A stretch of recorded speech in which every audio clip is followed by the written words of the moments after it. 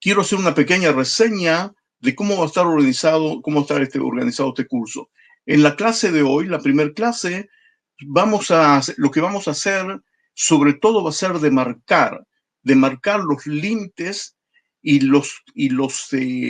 las bases principales en las cuales están basadas las evidencias de lo que vamos a tratar, para después, en las demás clases, entrarnos de lleno y detalladamente en cada uno de los testigos. Yo los llamo los testigos que vamos a citar para que den testimonio acerca de los temas estos que va a hablar. Por supuesto que el primer testigo, el testigo más antiguo que tenemos acerca de estos temas, de la salida de Egipto y la conquista de Canaán, es por supuesto la Biblia.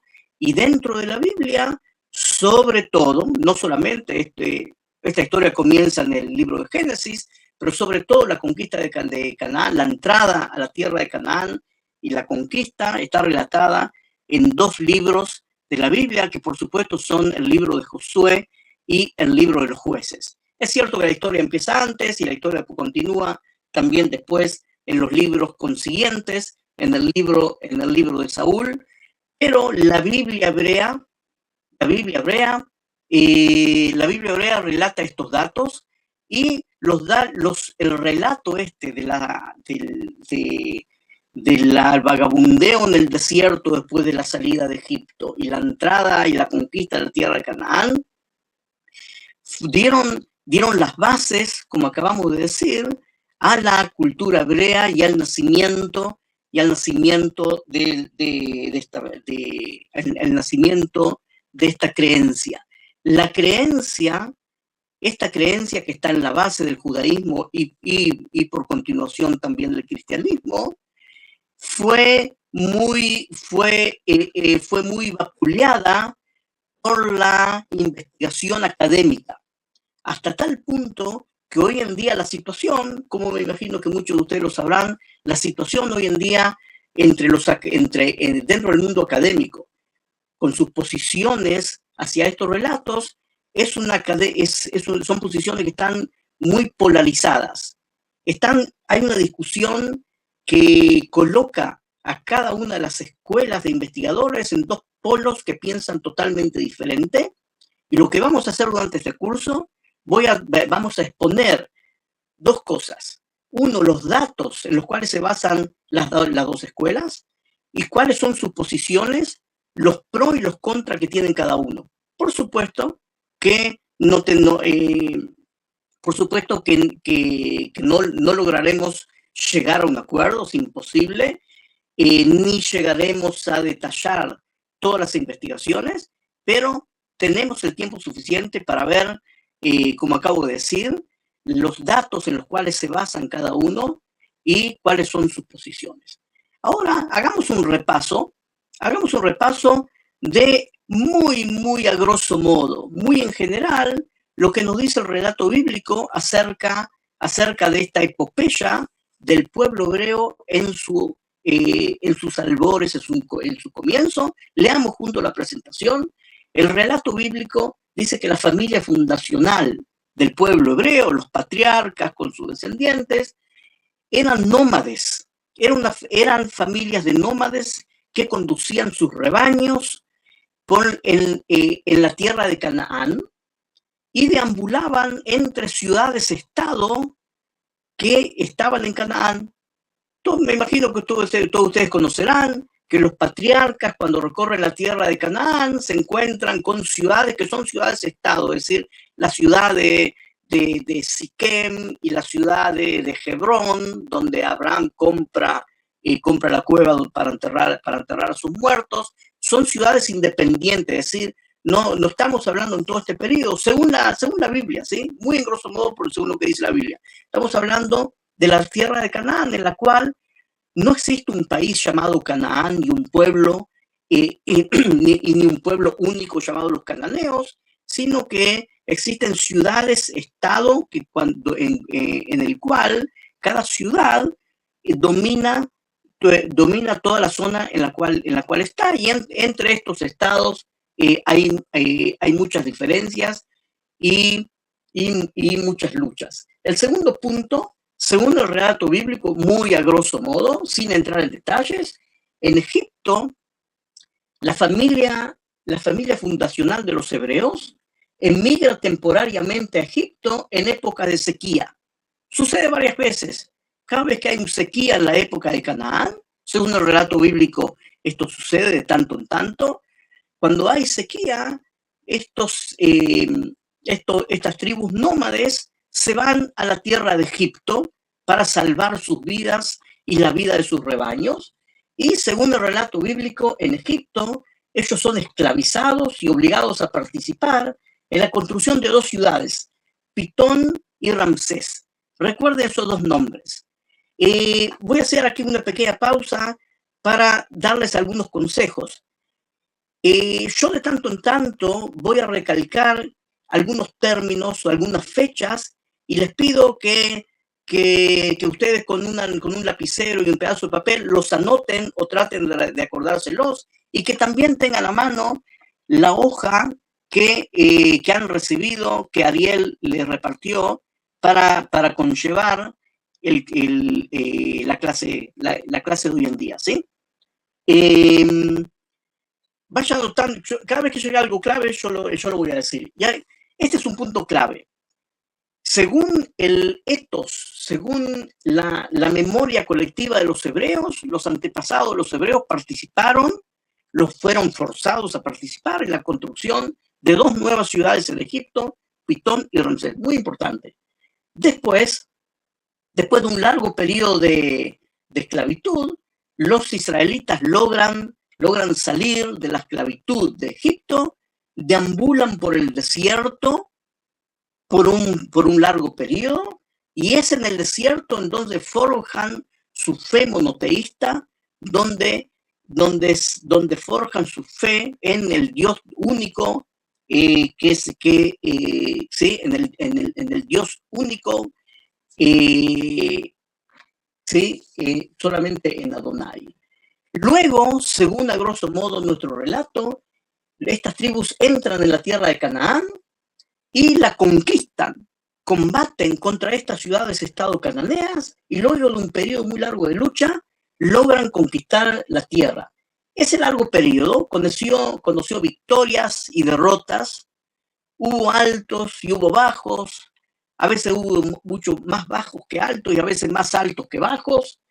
Y durante ese periodo, según la memoria colectiva forjada en esta época, la memoria colectiva del pueblo hebreo, durante ese periodo de conquista, de contacto con los cananeos, ellos fueron influenciados por los cananeos, lo cual hizo que adopten parte de sus creencias religiosas, lo cual está teológicamente muy mal visto por el relato bíblico, e incluso también a causa de estas luchas y estos contactos, también hay muchos relatos que nos cuentan de que hubo no pocos cananeos que se incorporaron a los israelitas.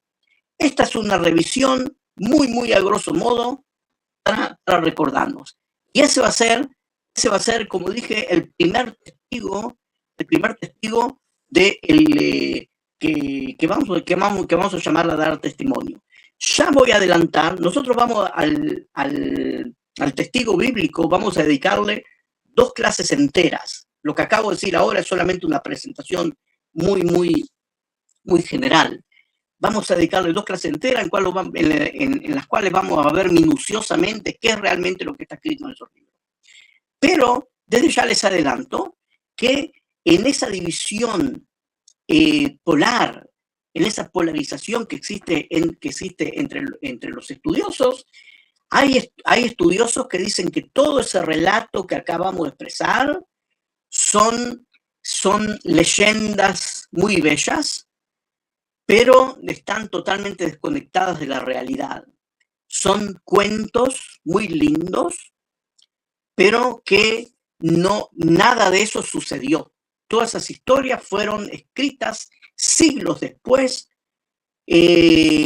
para expresar y para expresar y para influenciar y justificar muchas cosas que sucedieron siglos después. Por un lado, se acostumbra a llamar a las personas, a los estudiosos que niegan toda veracidad al testimonio bíblico, se acostumbra a llamarlos los minimalistas, ¿sí? Pero por otro lado hay otros estudiosos que son considerados maximalistas. Los maximalistas opinan de que el testimonio bíblico, a grosso modo, ¿sí? Muy a grosso modo, está basado en hechos reales que ocurrieron. A grosso modo, no detalladamente, pero eso dejémoslo para después. Y ese va a ser el primer testigo. El segundo testigo que vamos a llamar a dar testimonio es la arqueología. Afortunadamente, la arqueología, después de más de 6 décadas de arqueología seria, hoy en día la arqueología tiene mucho para decir. Se trata de cientos de sitios arqueológicos excavados en la tierra de Israel y también en Egipto, por supuesto que están relacionados con nuestro relato, pero sobre todo en la tierra de Israel o otrora la tierra de Canaán, que tienen mucho para decir. Su evidencia es fundamental para comprender, para discutir, ¿sí? No importa de qué lado de la discusión estén ustedes, la evidencia arqueológica es importantísima. Pero sucede que también los expertos en arqueología están divididos en la misma polarización. Por un lado, los minimalistas, que dicen que los restos arqueológicos deben ser interpretados de tal manera de que todo lo que está escrito en la Biblia no es cierto, es todo un invento. Y por el otro lado están los maximalistas que dicen que la situación es totalmente al revés. Es decir, que la evidencia arqueológica, ¿sí?, nos lleva a deducir de que lo que está escrito en la Biblia en general y a grosso modo, no detalladamente, sí es cierto. Ese es el segundo testigo. El tercer testigo, ¿sí?, vamos a apreciar un poco. Estos son algunos de los sitios que vamos a ver. A propósito, el sitio arqueológico más importante para el tema que vamos a estudiar es el sitio de Hazor o Azor, como está, por lo general está castellanizado. Podemos aquí apreciar las murallas de la ciudad de Cananea, que según la Biblia los israelitas la conquistaron después de una ardua lucha. Fíjense lo imponente que son esas murallas. Esto es un dibujo, pero es un dibujo basado en la realidad, en las mismas proporciones reales del sitio. Nosotros vamos a visitar virtualmente el sitio de Hazor y lo vamos a ver detalladamente, junto con otros sitios, depende de lo que alcancemos a ver en el tiempo, ¿sí? La arqueología, como dijimos, va a ser el segundo testigo que vamos a llamar a dar testimonio. El tercer testigo que vamos a llamar a dar testimonio son las fuentes egipcias. Las fuentes egipcias son importantísimas y vamos a dedicarle una clase entera, ¿sí? Vamos a dedicarle una clase entera. Se trata de algunos papiros y sobre todo de una inscripción grabada en piedra de granito, de la cual no vamos a ver ahora. Vamos a ver, como dice el programa, vamos a dedicarle de lleno una clase, ¿sí? Eso es lo que vamos a hacer, amigos. Ahora, antes de que sigamos nuestro detalle, me es muy importante que nos ubiquemos en la geografía y sobre todo en la geopolítica, de aquellos tiempos. Yo soy de los que piensan de que sin estudiar la geografía y la geopolítica global es imposible estudiar temas como estos, ¿sí? Por ejemplo, el actual conflicto del Medio Oriente entre Israel y los países árabes sería como estudiarlo sin estudiar todo el contexto internacional de la Segunda Guerra Mundial y de la caída del Imperio Otomano después de la Primera Guerra Mundial. Sería imposible entender, llegaríamos a conclusiones incorrectas. Lo mismo sucede aquí, amigos. Si no entendemos la geopolítica, sobre todo de una manera, por lo menos de una manera general, sino tenemos la geopolítica de la zona.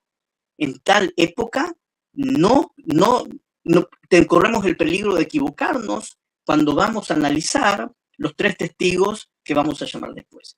Por eso les pido que pongan mucha atención al mapa que estoy mostrando aquí. Como ustedes verán, Ariel, ustedes ven cuando muestro aquí cuando moviendo el mouse. Sí. Ariel. Sí, se ve. ¿Escuchás? Muy bien, muy bien. Sí, bueno, amigos, fíjense en que estoy acá moviendo el mouse en Egipto, ¿sí? Egipto, en la época que estamos hablando, y dentro de poco voy a empezar a dar números de los siglos. Egipto era una potencia mundial. Nosotros estamos hablando del final del siglo XIII, antes de la era común, antes de Cristo, finales del siglo XIII y adentrándonos en el siglo XII. Para esa época había en esta zona dos potencias mundiales y eran las potencias más grandes del mundo realmente. Una era Egipto, que está acá donde paso el mouse, y la otra era aquí, la que está pintada de verde, el imperio hitita. Los hititas eran un gran imperio cuya ciudad capital era Hattusha. Hattusha o Hattusá, hay diversas maneras de escribir, ¿sí? Era el imperio hitita, estaba aquí, una cultura impresionante, una potencia mundial, y aquí estaba Egipto. Ahora hay algo muy importante y fundamental. Pongan la atención al mapa de Egipto. Egipto dominaba la tierra de Canaán, pero es muy importante que lo sepan. Canaán no era parte de Egipto. Es decir, que Egipto, que era la gran potencia mundial, veía a los habitantes de la tierra de Egipto como egipcios, pero a Canaán lo veía como un territorio vasallo, como un territorio que dependía de Egipto, y para asegurarse de que los cananeos realmente sean fieles, los egipcios tenían muchos destacamentos militares a lo largo de todo Canaán. Como dije anteriormente, los cananeos vivían en ciudades-estado. Jamás en la historia hubo un país llamado Canaán. Jamás. Eran ciudades-estado. La ciudad cananea de Jerusalén dominaba sus alrededores, la ciudad cananea de Siquem dominaba sus alrededores, y así eran muchas decenas de ciudades-estado, y todas debían pagar impuestos y obedecer a las órdenes de Egipto. Para la época que estamos hablando. Tal es así que el dominio de Egipto llegaba hasta aquí. Ustedes ven, como ven aquí, aquí dice Kadesh. Kadesh es el nombre de una ciudad que estaba en el límite de la zona de influencia de Egipto con la zona de influencia de los hititas.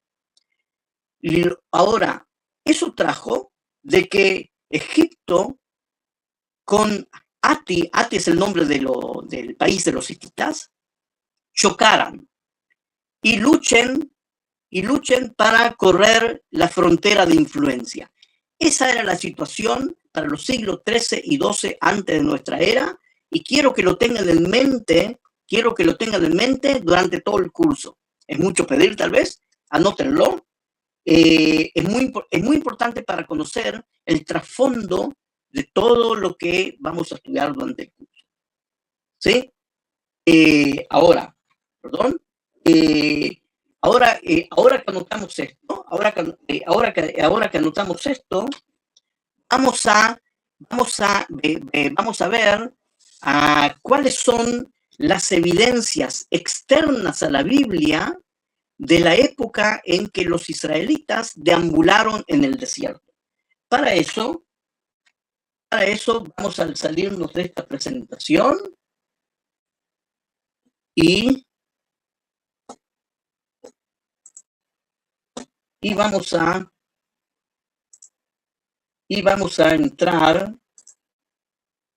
entrar en la siguiente presentación, Espero que todos ustedes la estén viendo. Fíjense, vamos a hablar un poco de Egipto. El imperio egipcio, el país más poderoso de la tierra en aquella época, en el siglo, no sé, yo me ocupo acá sobre el siglo XIII, pero esto viene de antes, ¿sí? En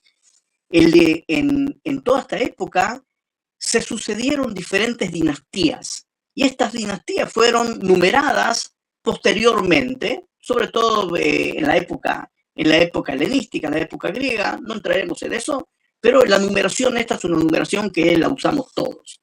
Yo quiero que hablemos ahora, un poco de la dinastía número 18 y quiero que lo noten también en el papel que les aconsejé que lo tengan. Anoten la dinastía número 18 y búsquela después en internet. Todos los nombres que voy a dar ahora, nombres de lugares o nombres de personas, les aconsejo mucho que los anoten y después los busquen en internet y van a encontrar una inmensidad de datos que aquí no tenemos tiempo de verlo. Pero hablemos ahora de la dinastía número 18, porque en la dinastía número 18, al parecer, tenemos las primeras evidencias externas a la Biblia, ¿sí? Extrabíblicas, llamémoslas, de la existencia de las tribus hebreas deambulando en el desierto, nada más ni nada menos. Ahora, dentro de la dinastía número 18, yo quiero hablar de dos reyes, de dos faraones. A los reyes de Egipto se les llama faraones. El primero es Amenhotep III, como lo vemos aquí, Amenhotep III, ¿sí? Y el segundo rey de la dinastía que quiero hablar de él es Amenhotep IV, que se cambió su nombre a Akhnatón. Ahora, fíjense, esta gente dominó Egipto, en el siglo XIV. En el siglo XIV, antes de la era común.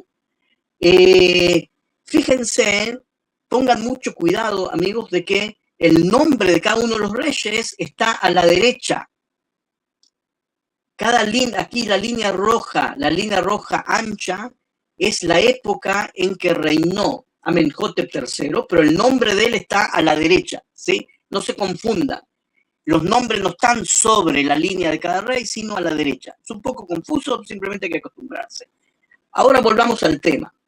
El rey Amenhotep III, que reinó en el siglo XIV, ¿sí? 1375 antes de Cristo, viene a ser el siglo XIV. Como ustedes sabrán, siempre tenemos que redondear hacia arriba los números de los años para saber en qué siglo estamos, sea antes de la era común o después de la era común, no importa, siempre hay que redondear para arriba. Y el rey Amenhotep III fue uno de los reyes más poderosos de la dinastía. Vamos a hablar de él, pero antes de que hablemos de él, quiero dedicar unas palabras a su hijo. El hijo de él recibió el mismo nombre que el padre, Amenhotep. Ahora, ¿por qué esa gente se llamaba Amenhotep? Porque adoraban al dios Amón, el dios Amón-Ra de Egipto. Era era el jefe del panteón egipcio en aquella época, y ellos lo adoraban a él. Por eso el nombre de ese dios estaba dentro del nombre propio de ellos. Ahora, Amenhotep IV se cambia el nombre a Akhnatón, porque dejó de adorar al dios Amón y comenzó a adorar al dios Atón, que es otro rey del sol. Es otro dios del sol, son dos dioses solares. Ahora, ¿por qué es importante esto? Porque Akhnatón adoró solamente a Atón y por eso es considerado el primer monoteísta de la historia humana por muchos investigadores. Búsquenlo en internet, Akhnatón, por primera vez en la historia de Egipto, La religión egipcia era una religión monoteísta con una inmensa cantidad de dioses. Akhenatón decide adorar a un solo dios, al dios Atón, que era un dios del sol, y persiguió a los adoradores de los demás dioses, hizo otras cosas que vamos a estudiar después. Muy importante, y está relacionado con nuestro estudio. Ahora, señores, amigos, vamos a ver, quiero invitarlos a que vean descubrimientos de la época del padre, de Amenhotep III, ¿sí? El padre del que es considerado el primer monoteísta. Adelante. Vamos a hacer una visita virtual a un lugar de Egipto llamado Soleb. Anótenlo, por favor, se lo aconsejo, y busquen, después de nuestra clase, busquen Soleb y van a encontrar muchísimo material. Ahora, fíjense que hoy en día Soleb se encuentra hoy en día esto es Sudán. El límite del país Egipto de hoy en día está más al norte, o sea, que estamos aquí en el norte de Sudán. Hoy en día es un lugar bastante peligroso, ¿sí? Estamos hablando aquí de Soleb. Ahora, el rey el padre del primer monoteísta, dominó el valle del Nilo hasta esta zona. Es decir, que el imperio egipcio seguía hasta el sur, aún dentro de lo que es hoy en día Sudán, y a lo largo del río Nilo construyó muchos destacamentos y también templos. Nosotros ahora vamos a hacer una visita virtual a uno de los templos que construyó este rey aquí en Soleb. Adelante, vamos a visitar aquí Soleb y después a otro templo que está un poco más al norte llamado Amara Este, Amara del Este, pero el lugar más importante es Soleb, y visitaremos también Amara Este. ¿Sí? Aquí están los dos. Vamos a visitar. Me imagino que no se lo esperaban, pero he aquí en nombre de Moriah, los invito a una visita virtual por el río Nilo en Egipto. Vamos a ver al templo de Soleb, a los restos del templo de Soleb. Fue construido en la época del padre del monoteísta, ¿sí? Adelante. Aquí se ve el río Nilo. Tengo aquí unas fotos de los restos del templo de Soleb. Así se ve hoy en día. Era un templo monumental, pero desgraciadamente las garras del tiempo lo fueron comiendo. Fíjense que aquí está la entrada del antiguo templo y nosotros vamos a visitar exactamente el lugar que está señalado por la flecha azul. Así se ve adentro. ¿Sí? Para entrar, es un lugar inmenso. Fíjense aquí al señor que está aquí, para tener una idea del tamaño. Se conservaron pinturas con los colores originales del siglo XIV antes de nuestra era, ¿sí? Muchas cosas hermosas, pero lo que me interesa a mí es que entremos aquí adentro y entremos a la sala esta. Es una sala interna en donde la mayor parte del espacio está tomado por columnas. Es algo típico de la antigua arquitectura egipcia, ¿sí? De llenar el espacio con columnas.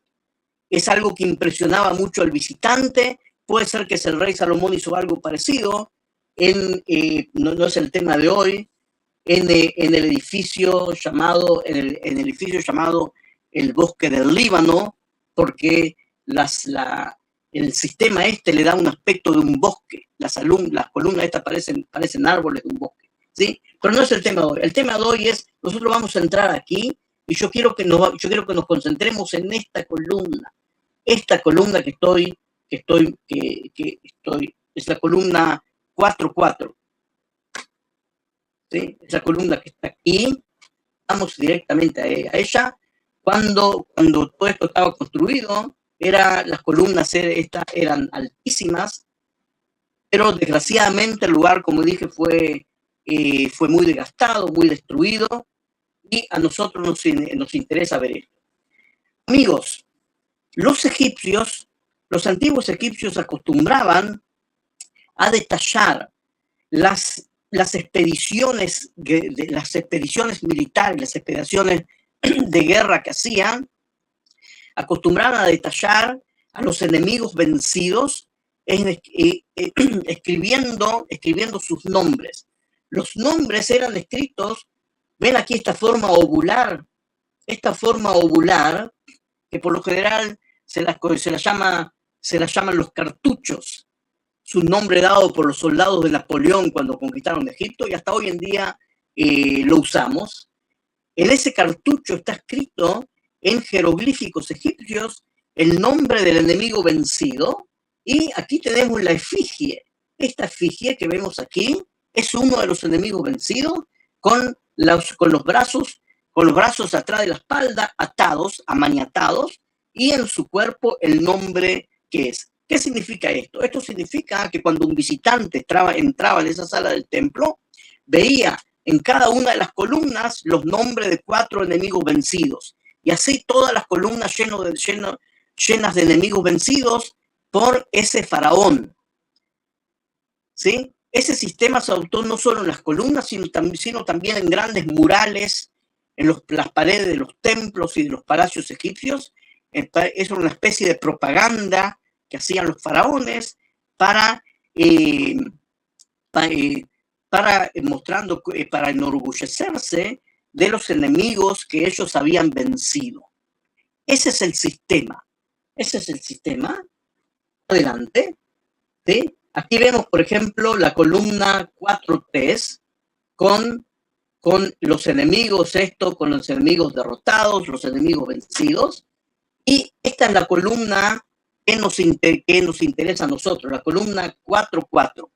Desgraciadamente, en la columna que a nosotros más nos interesa, porque es un testimonio importantísimo, único. Justamente tenemos la mala suerte de que justamente en esta columna que es tan importante, la parte superior, la parte de arriba, se perdió. Puede ser que esté perdida por ahí en las cercanías, pero como no es un lugar donde se puede investigar tranquilamente, no sabemos dónde está, y al haberse perdido, no podemos ver cómo los egipcios describieron la parte superior. Sería muy interesante verlo, muy interesante. Dentro de un minuto, dentro de 30 segundos, ustedes van a ver por qué es tan interesante, ¿sí? Pero está perdido. Pero eso desgraciadamente. Pero afortunadamente sí se conservan los cartuchos con los enemigos derrotados. Y en esos cartuchos, en los cartuchos de esa columna específica, están descritos los nombres de cuatro tribus o confederaciones tribales que deambulaban en el desierto en la parte sur de Canaán, desde la parte sur del Mar Muerto, yendo hacia el Sinaí. En esa zona deambulaban las tribus nómades que están descritas aquí. Vamos a ver de qué se trata. Señores, las tribus están descritas aquí en la columna, como verán aquí, la columna 4, número 4. La columna 4, número 4 del templo de Solev. El templo de Solev, resulta el segundo nombre que está escrito contiene nada más ni nada menos. Las 3 últimas letras son las letras del nombre sagrado del Dios de Israel. Paremos aquí, detengámonos un segundo, porque quiero enseñarles una palabra en egipcio, ¿sí? Una sola palabra en el antiguo egipcio. El idioma egipcio era muy rico en cuanto a vocabulario para determinar distintos tipos de agrupaciones de personas, porque les era muy importante. Como eran un imperio que dominaba toda la tierra de Canaán y también todo lo que es hoy en día la zona de Libia, ellos dominaban a muchos tipos de gente, dominaban a ciudades, dominaban a pueblos, dominaban a aldeas y dominaban también a tribus nómades. Las dominaban también y tenían registrados a todos. Por eso le era muy importante tener en su vocabulario palabras que determinan a diferentes agrupaciones de tribus nómades. Ahora, la palabra egipcia Shasu, que es la segunda palabra que figura aquí. Ustedes ven que la palabra Shasu figura en los demás enemigos, los 4 enemigos que están descritos en la columna número 4. La palabra Shasu determina a tribus o confederaciones tribales de nómades que circulan llevando sus rebaños, que están conformados por una sociedad patriarcal. Ahora, todo aquel que tiene un mínimo conocimiento de la Biblia, esa es exactamente la descripción de la familia fundacional de los hebreos. La familia fundacional de los hebreos era una familia o una confederación de familias patriarcales que eran nómades, que deambulaban justamente en la parte sur de la tierra de Canaán y a veces llegaban hasta Egipto y deambulaban en esta zona. Es decir, que lo que vemos aquí describe exactamente con los términos empleados, con la nomenclatura empleada en aquella época a una tribu. Ahora vamos a aprender otra palabra más egipcio. Dije una, bueno, no me tomen tan estrictamente, vamos a aprender 2 palabras en egipcio antiguo. La primera palabra que figura aquí en cada uno de los renglones es la palabra ta. La palabra ta significa territorio, ¿sí? Significa territorio. Ahora, ¿qué pasa? Los egipcios tenían categorizados a las familias nómades por el sitio en el cual deambulaba. La mayoría de los nómades, de los beduinos, de los nómades en el Medio Oriente, hasta hace 2 generaciones. Hoy en día ya el beduinismo no existe más. Pero hasta hace 2 generaciones, los nómades no es que deambulaban así a la deriva, buscando nuevos lugares, como los gitanos. No. Tenían un ciclo anual, en el cual en el invierno estaban en un lado pastoreando, y en el verano iban a pastorear a otros lugares, y así cumplían ciclos. Entonces, los egipcios, para tenerlos controlados y categorizados a todos, categorizados a todos, los denominaban según el lugar la zona donde deambulaban. Ahora, lo que sucede aquí es así. Los nombres que figuran aquí al lado del grupo de Shasu que nos interesa a nosotros, son nombres que están todos ubicados en la parte sur de la tierra de Canaán, más en el lado de Jordania, lo que es hoy en día. Es decir, que el segundo nombre, que es el que nos interesa a nosotros, están también ubicados ahí. Ahora, la palabra que viene después de Shasu es por lo general un nombre geográfico, pero aquí ¿sí? Lo que vemos aquí, el nombre no es un nombre geográfico. O sea, los minimalistas dicen que es un nombre geográfico, pero el único lugar que se conoce este nombre es el nombre del Dios de los israelitas, tanto por la evidencia bíblica como por evidencias extra bíblicas que lo ven como el Dios de los israelitas. No solo eso, sino que los israelitas tenían una característica muy interesante y que no tiene explicación. O sea, no es algo que sea una explicación, que sea algo obligado por los textos o la religión. Pongan cuidado que los israelitas jamás dieron un nombre topográfico, jamás nombraron un lugar, aun cuando crearon muchas ciudades y enclaves nuevos en la tierra de Israel, jamás usaron el nombre sagrado de Dios para un nombre topográfico. Es como una especie de tabú, que no está escrito de ningún lado, pero es evidente que es así. Sí lo usaban dentro de los nombres propios. Jehonatán, la primera parte es el nombre de Dios, ¿sí? En los nombres de personas sí, pero jamás lo usaban como nombres topográficos, a diferencia de los demás pueblos de la zona. Eso es algo interesante. Es decir, resumiendo lo que vemos aquí, tenemos una evidencia egipcia de diferentes tribus que deambulan por la zona sur de Canaán, que están todas nombradas por la zona en la cual deambulan, pero hay un grupo especial que los egipcios lo llaman no por el lugar en el cual deambulan, sino por el nombre del Dios que adoran, al parecer, porque lo adoran de una manera especial, tal vez única. No quiero hacer demasiadas especulaciones, pero acerca de la interpretación de esta impresionante inscripción, de esta impresionante evidencia epigráfica que tenemos aquí, existe también una puja entre dos escuelas.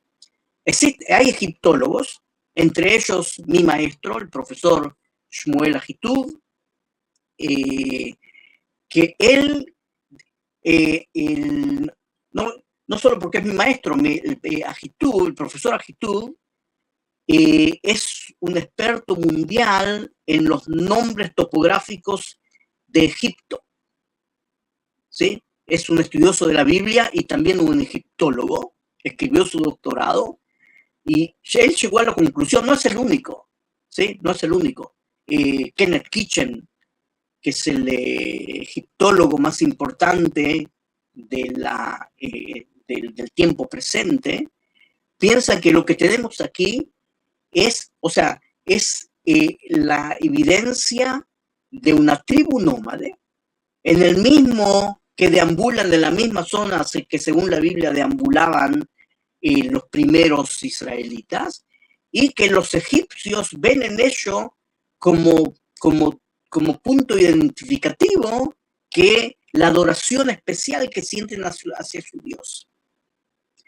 Por otro lado, hay egiptólogos minimalistas que dicen que no, que eso sí, que si los demás Yasu, grupos de Yasu, son designados por un nombre geográfico, entonces el nombre sagrado tiene que ser una región geográfica, pero esa región geográfica no está registrada en ningún lado. No están en los registros egipcios, contienen miles de referencias geográficas y no está registrado. Entonces, es muy probable, y yo también así lo creo, de que la evidencia esta de Solev refleja la presencia del grupo fundador de los israelitas deambulando por el desierto, cuya característica que resalta a los ojos de los egipcios es su adoración por el Dios de Israel. Y fíjense, no se olviden de lo que dijimos antes, que esto fue en la época del padre del que es considerado el primer monoteísta. Es decir, que si esto refleja monoteísmo, no fue copiado de los egipcios, porque los egipcios llegaron al monoteísmo, si es que llegaron, hay sobre eso una discusión, en la vida del hijo de este rey. O sea, si alguien copió a alguien, el copiado fue al revés. Sigamos. Vamos ahora a hacer una visita virtual, más corta esta vez, a el templo de Amara. El templo de Amara es un poco posterior al de Soler. Por eso es menos importante y también vamos a dedicarle menos tiempo. Vamos a adentrarnos directamente adentro. ¿Sí? Aquí también el mismo sistema con las columnas, pero lo que nos importa a nosotros, esta vez los Yasu Adonai están inscritos esta vez en una pared. Y aquí también en Amara, fíjense, figura otra vez, y otra vez a sus alrededores están descritos otro tipo de Yasu que con nombres geográficos que lo ligan a la parte sur de la tierra de Canaán. Es decir, que tenemos en realidad dos evidencias y las dos de la época del mismo rey, las dos de la época del mismo rey, ¿sí? Y ahora vamos a continuar. A ver si lo logró. Sí. Ahora, señores, lo que acabamos de ver era la dinastía número 18. Ahora vamos a pasar a la dinastía número 19 para seguir viendo evidencias extrabíblicas. Ahora, la hoja de ruta, le llamo yo, que le fue proporcionada a ustedes por Ariel, es esta. Es decir, que ahora, si ustedes la imprimieron o si las tienen ahí en otra pantalla o lo que sea, les pido que la saquen y la usen para hacer diferentes anotaciones, porque ahora nosotros vamos a hacer un pequeño salto en el tiempo y vamos a pasar a la dinastía número 19, que es la que siguió, por supuesto, la dinastía 18.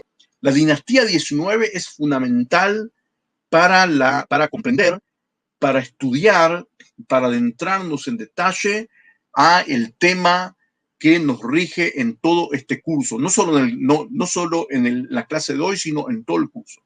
Por eso les pido que la tenga a la mano y que la usen a la hoja de ruta esa que les proporcionamos, donde están descritos todos los reyes de la dinastía del número 19, y por supuesto los invito a que sigan usando todos estos nombres en internet. Ahora fíjense, en la dinastía del número 19, en la dinastía que vino 19, nosotros no vamos a hablar, por supuesto, de todos los reyes, pero hay 3 reyes de esta dinastía que me es muy importante que los anoten, que los recuerden, y los invito a que amplíen los conocimientos con el internet. El primer rey de la dinastía que quiero que tengan en cuenta y lo recuerden es el fundador de la dinastía llamado Ramsés I.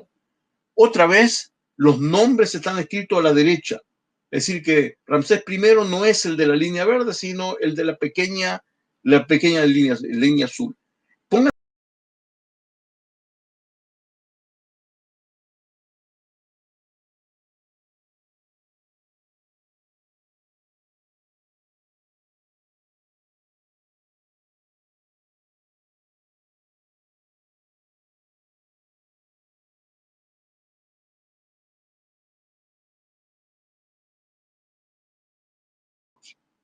eso es una gran suerte para nosotros, por 2 cosas.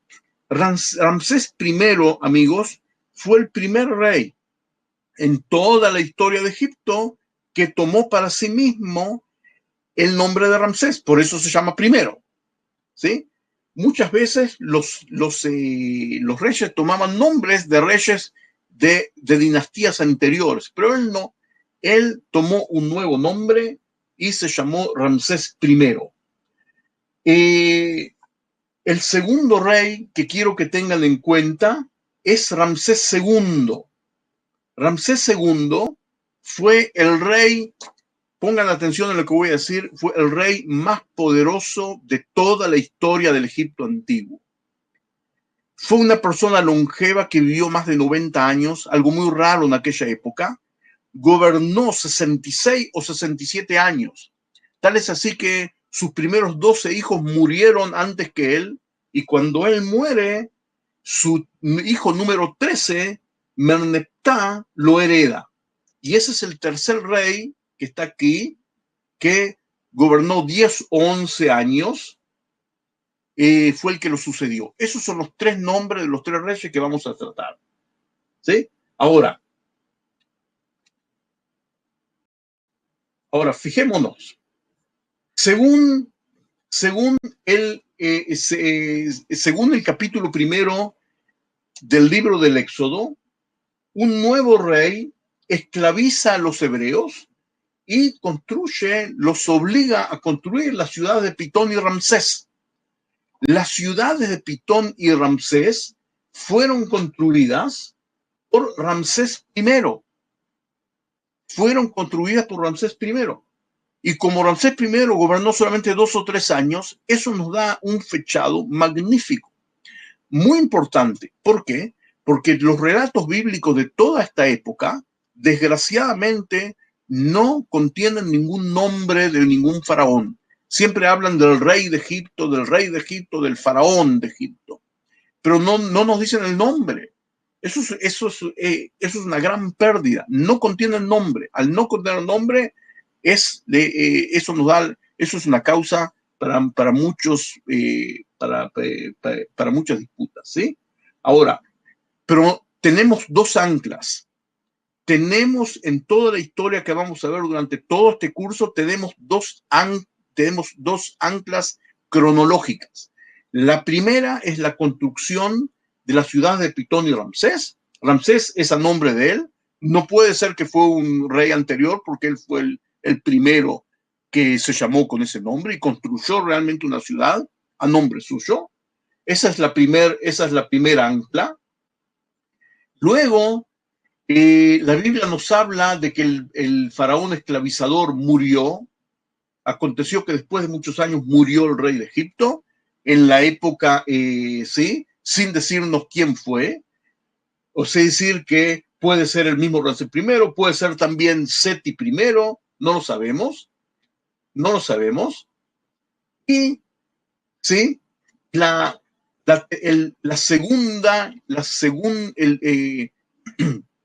segunda ancla cronológica la tenemos en la época de Merneptah.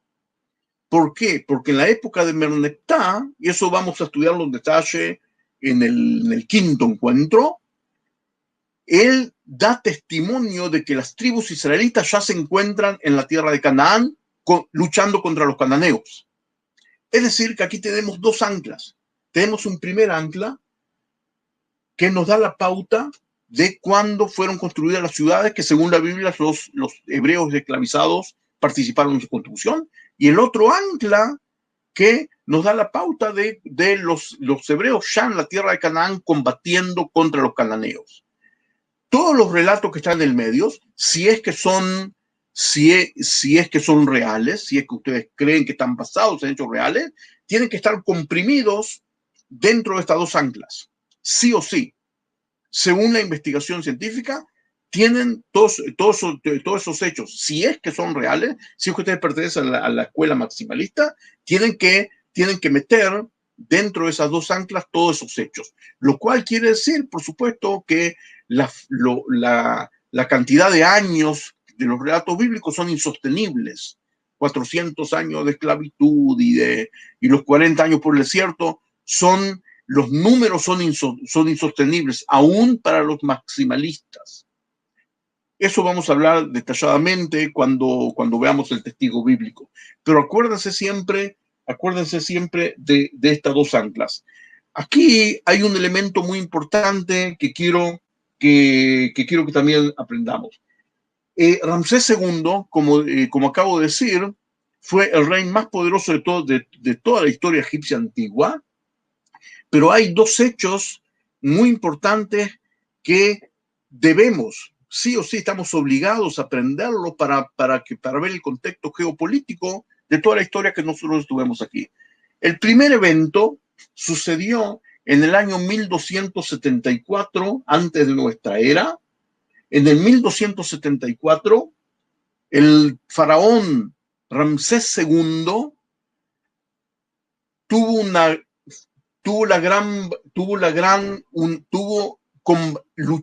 combatió contra el imperio hitita.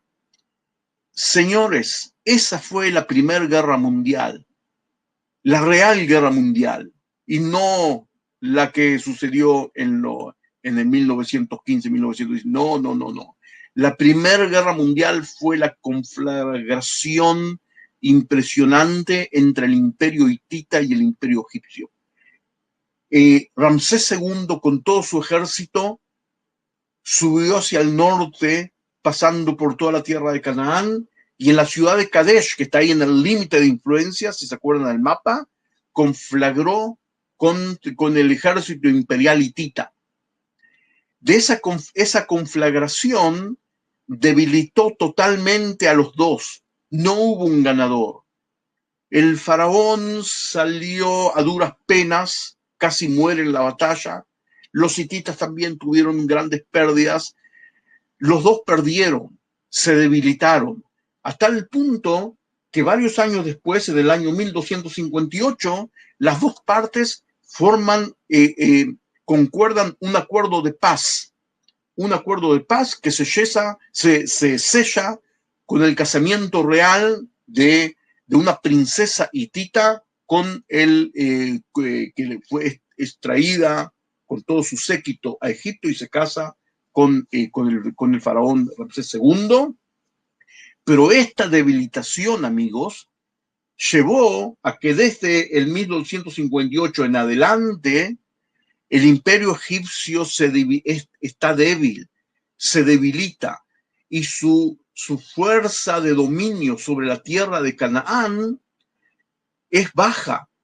Los egipcios dejan su costumbre de enviar expediciones de enviar continuas expediciones militares a la tierra de Canaán para asegurarse de que todos los vasallos paguen sus impuestos y sean leales.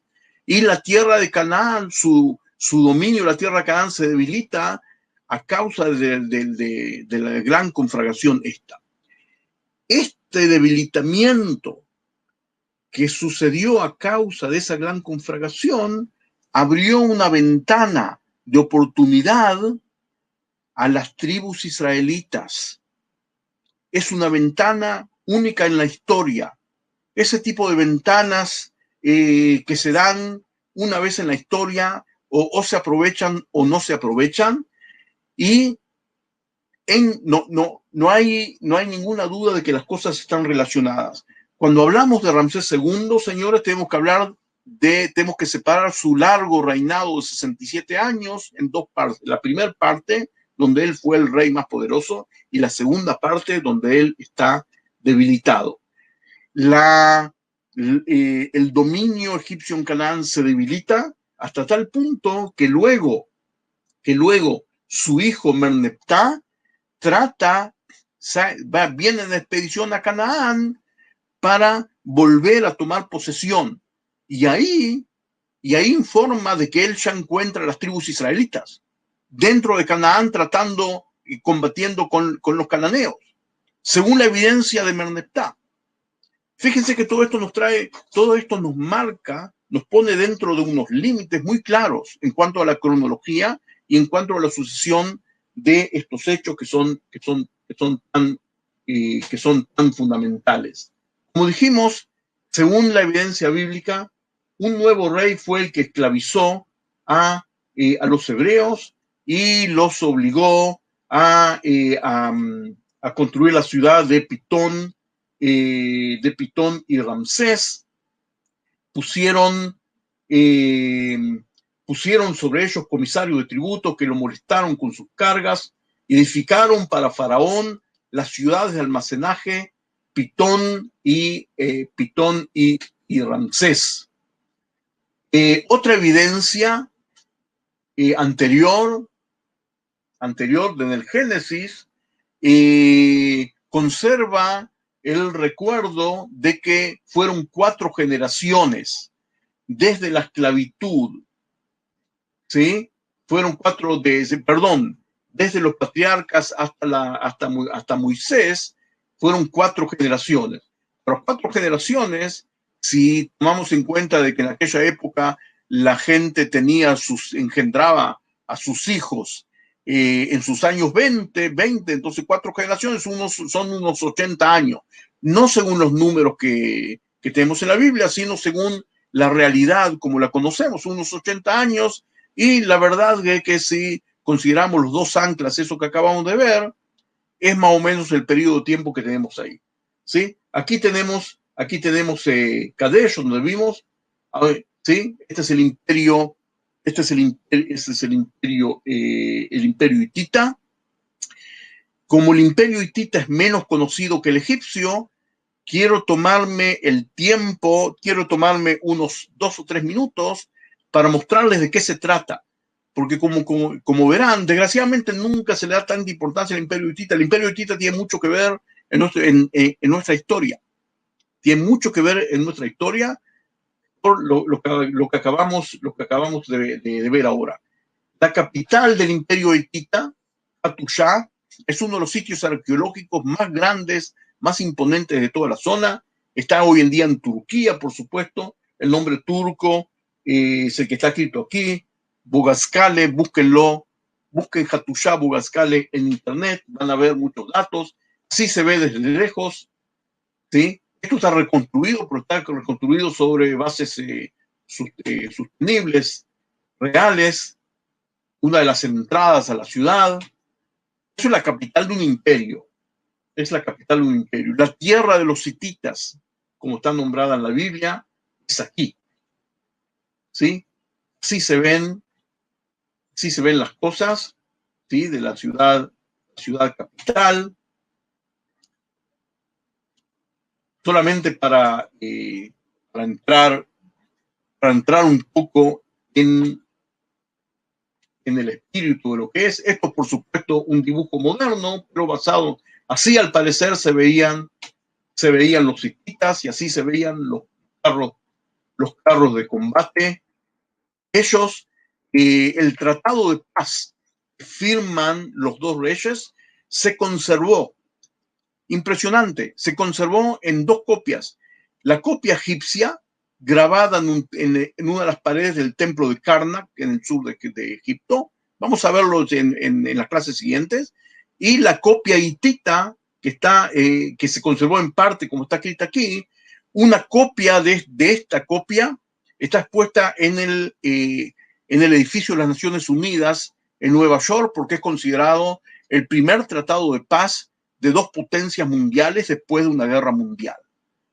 Con razón, estos son los restos, muy interesante, pero aquí no tenemos tiempo, estas son las partes conservadas, no tenemos tiempo de adentrarnos, más, ¿sí? Veamos algunas imágenes de Ramsés II. Ramsés II, como dije, fue el rey más importante y más poderoso, fíjense, y el que ha dejado los restos arqueológicos más imponentes de Egipto y también del mundo. Fue un gran constructor, aparte como gobernó por un periodo tan largo, ¿sí? No vamos a, fíjense, hay columnas colosales de él,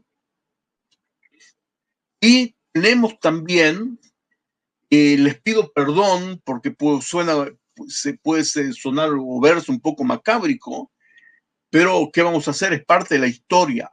El cadáver de Ramsés II, que según todas las cuentas que hicimos, es el rey egipcio que más figura en el texto bíblico. El cadáver de Ramsés II se conservó y se encuentra y es conocido hasta hoy en día.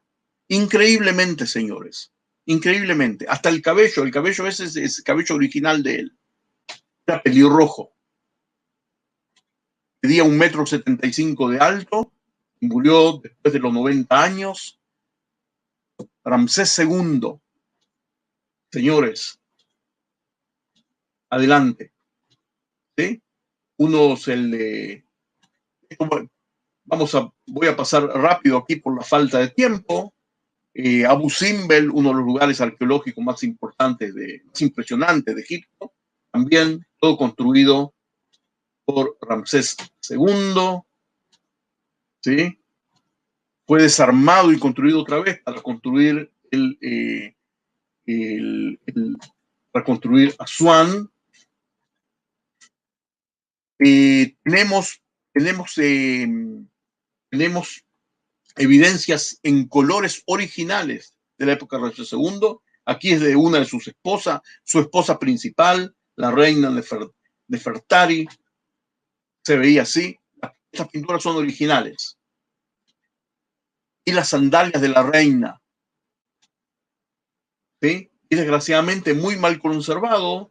Tenemos una estela donde está grabada la escena del casamiento de la princesa hitita. Su casamiento cerró el pacto de paz entre las dos potencias. La conflagración de Kadesh está descrita con lujo de detalles. No vamos a verlo ahora, pero está descrita en un documento egipcio con lujo de detalles. Sabemos exactamente cómo se desarrolló toda la batalla, una de las batallas más grandes de la época antigua. Pero no lo vamos a ver ahora, ¿sí? Lo que en el poco tiempo que nos queda, aunque el tiempo no me preocupa, porque lo que no alcancemos a ver hoy, lo seguiremos viendo en la próxima clase. Por eso me preocupa. Pero volvamos ahora al capítulo 43 del libro del Éxodo, donde nos dicen que los israelitas fueron obligados a participar en la construcción de Pitón y Ramsés, y luego dice, los egipcios esclavizaron brutalmente a los israelitas, amargándoles la vida con dura servidumbre, con los trabajos del barro, de los ladrillos, del campo, y con toda clase de servidumbre, los esclavizaron brutalmente.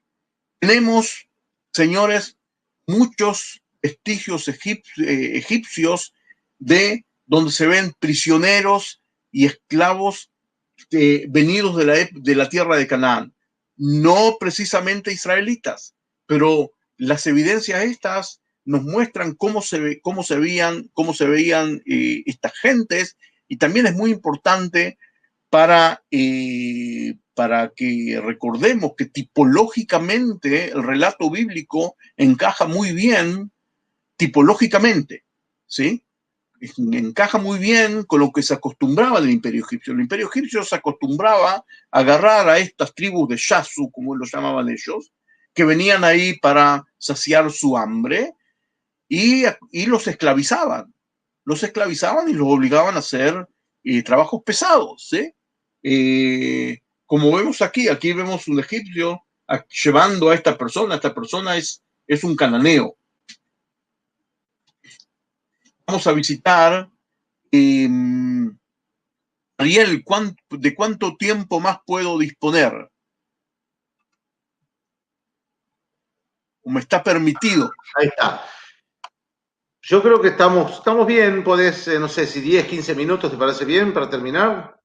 ¿10 minutos está bien? Hasta las 2:30. 12:30, sí, dale. Sí. Bueno, perfecto. Aparte de lo que no veamos hoy, lo veremos en la clase siguiente, no vamos a renunciar a nada. Pero quiero que veamos evidencias egipcias de cómo se veía la gente de Canaán. Tenemos evidencias en colores originales de cómo se veía la gente de Canaán. Muy importante. Durante todo este curso vamos a hablar continuamente de los hebreos y de los cananeos, y tenemos el privilegio, gracias a la arqueología, tenemos el privilegio de ver cómo se veía esta gente.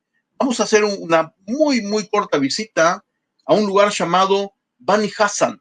Bani Hassan, las tumbas de Bani Hassan, aquí en Egipto, ¿sí? Beni Hassan o Bani Hassan es el nombre actual árabe, donde hay unas cuevas mortuorias donde fueron enterrados prominentes figuras egipcias, ministros, etcétera, y las paredes fueron pintadas originalmente en el siglo XIV, con escenas donde están descritos, entre otras cosas, gente venida de Canaán. Los invito adentro Entremos ahora virtualmente dentro de una de las tumbas. Fíjense, todo esto es del siglo XIV antes de Cristo. Increíblemente conservado, los colores. Y aquí, esta pintura original, señores, es de un grupo de cananeos. Fíjense cómo se ven. Los egipcios lo veían a ellos como gente de tez más clara. Los egipcios eran más, tenían una tez más tipo marrón, y los cananeos eran un poco más claros y tenían barba y se veían así, vestían con estas túnicas, con estas sandalias, y esta pintura de Beni Hassan es una de las más famosas, una de las más importantes para conocer cómo era el aspecto físico, el aspecto externo de la gente de Canaán. Llevaban a sus niños ahí encima de un borrico, y estos cananeos llegaron a Egipto también. ¿Sí? Aquí vemos a un cananeo, un músico cananeo, tocando el arpa, llevando otro arpa atado en el lomo del burro, y mujeres cananeas. Estas son mujeres cananeas con sus túnicas típicas, con sus vinchas, así se veían. Fíjense qué privilegio que tenemos. Yo siempre pienso qué privilegio que tenemos de ver testimonios en colores tan en vivos de estas épocas tan lejanas del siglo XIV, del siglo XIX, dedicarse al siglo XIX, pero dan lo mismo para nosotros. Aquí vemos, fíjense que aquí a la derecha hay un egipcio. Fíjense cómo se ve un egipcio y cómo los egipcios ven a los cananeos. ¿Sí? Esta es una reproducción basada en lo que acabamos de ver, y lo que vemos ahora son cananeos, pero de una ciudad cananea. Es una grabación en marfil encontrada en la ciudad cananea de Megiddo, y aquí vemos a un rey sentado en su trono con otros cananeos que lo adoran, uno tocando el arpa, un soldado cananeo. Está bastante acorde. Lo que vemos aquí, hecho por cananeos mismos, está bastante acorde con lo que vimos, las evidencias que vimos de los egipcios mostrando a cananeos. Y aquí vemos también de Megiddo a un cananeo conduciendo un carro de combate, algo muy, muy importante, lo vamos a ver después. Otra evidencia en color de un cananeo de Egipto. ¿Sí? Vayamos adelante. Ahora, Pitón y Ramsés, dijimos que fueron construidas, sí o sí, seguro fueron construidas por Ramsés I, lo cual, como reinó solamente 3 años, nos da un marco cronológico muy bueno. Adelante.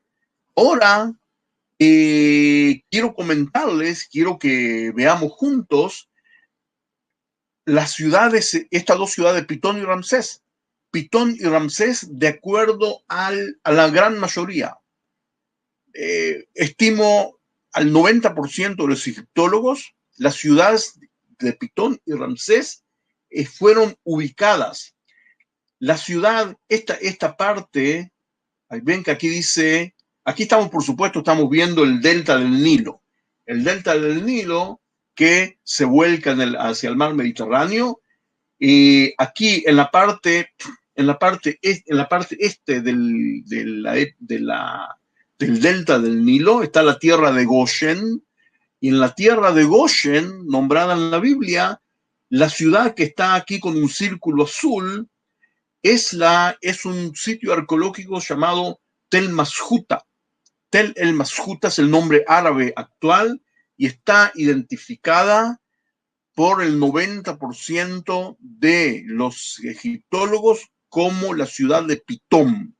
En castellano la M al final, el español no le gusta la M al final de las letras, las convierte automáticamente en N, pero es Pitón, y la ciudad de Ramsés es la que está aquí con un círculo rojo, y las dos ciudades, como dije ya varias veces, fueron construidas por Ramsés I y están aquí. Vamos a hacer una muy corta visita virtual, primero a el Mashuta, en hebreo Pitom, por supuesto, que es una adaptación del nombre egipcio Pitum o Per Atum, que es la casa de Atum. Los restos arqueológicos con grandes depósitos para grano, de graneros, muy en línea con el relato bíblico. No vamos a leer todo lo que está aquí. A propósito, todos los datos que estoy mostrando aquí en esta diapositiva, ustedes los pueden encontrar muy fácilmente. Busquen en internet, anoten Pitón, y van a encontrar, incluso en Wikipedia, en los lugares más fáciles, van a encontrar el lugar de Pitón, que se ve así. Pongan atención a la construcción de graneros hechos con ladrillos de adobe. Ladrillos de adobe. Estos ladrillos de adobe fueron hechos en la época de Ramsés I, en la ciudad de Pitón. Deduzcan ustedes, sean ustedes minimalistas o maximalistas.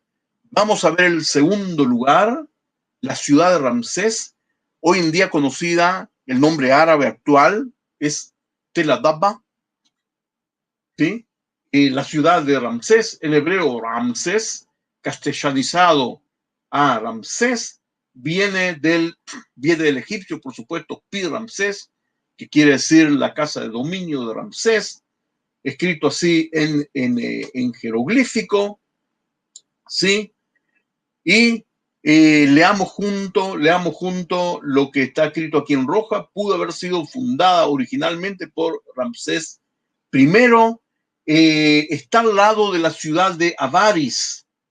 La ciudad esta fue trasladada de un lado, desmontada y trasladada, pero a un lugar cercano. La ciudad de Avaris también recibió después el nombre de Ramsés. Están una al lado de la otra. Una al lado de la otra, ¿sí? Tenemos el lugar este, desgraciadamente, a diferencia de Pitón, este lugar fue muy dañado por la población actual, por el lugar actual, el poblado egipcio actual, pero tenemos también aquí, por ejemplo, un fresco de la época de Ramsés, de Ramsés II. Otro documento que quiero hablar de él, otra vez anoten, amigos, anótenlo, anoten los papirus de Anastasi y búsquenlo en internet. Yo aquí voy a hablar de esto 5 minutos y con eso vamos a finalizar la clase de hoy, pero esto es un mar de información que hay detrás de cada uno de los nombres que nombramos aquí, y hoy en día, gracias al internet, ustedes pueden zambullirse y nadar en ese mar. Tengan cuidado. Anastasi es el nombre de un coleccionista de papirus, nada más, ¿sí? Pero la colección nombrada a su nombre, la colección nombrada a nombre de Anastasi, es una colección de papirus de la época de Ramsés II y sobre todo de su hijo Merneptah, tan importante, y de esos papirus fueron escritos por oficiales del ejército egipcio que estaban a cargo de destacamentos militares egipcios de aquí, de la zona norte de la península del Sinaí, y su misión era proteger y controlar la frontera de Egipto propiamente dicho, con el territorio de Canaán, y entre otras cosas, tenían una de sus misiones era controlar la entrada y salida de tribus de Yasu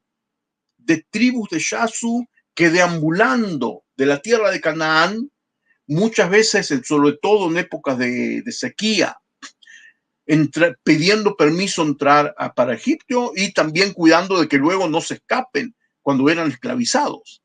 Fíjense cómo tipológicamente esto está muy ligado a nuestro tema.